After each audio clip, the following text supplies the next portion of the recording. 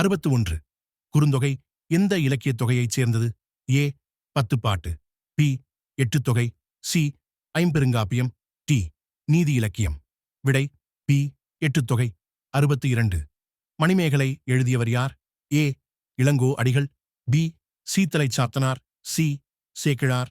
D. Kambar. Answer B. Seethalai Sathanar. 63. Thirukkural எத்தனை குறள்களைக் கொண்டது? ஏ. 1300. பி. 1310. சி.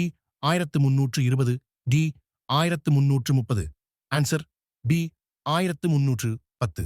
64. ஆசிரியப்பா எந்த யாப்பு வகையைச் சார்ந்தது? ஏ. வெண்பா. பி. ஆசிரியப்பா. சி. கலிப்பா. டி. வஞ்சிப்பா. Answer B. ஆசிரியப்பா. 65. சங்க இலக்கியங்களில் பரிபாடல் எதை பற்றி பாடுகிறது? ஏ. போர். பி. காதல். சி. கடவுள் வழிபாடு. டி. வாணிபம். Answer C. கடவுள் வழிபாடு.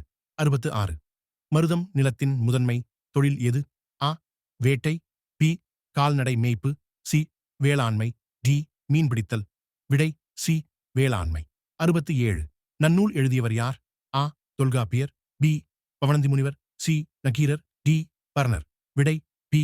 பவணந்தி முனிவர். 68. சிலப்பதிகாரம் எந்த வகை நூல்? ஏ. இலக்கணம். பி. நீதி இலக்கியம். சி. காப்பியம். டி. புராணம். Answer C. காப்பியம். 69. தமிழில் மொத்த உயிரெழுத்துக்கள் எத்தனை? ஏ. பன். பி. பண்டெண். சி. 15. டி. 18. Answer B. 12. 70. 10.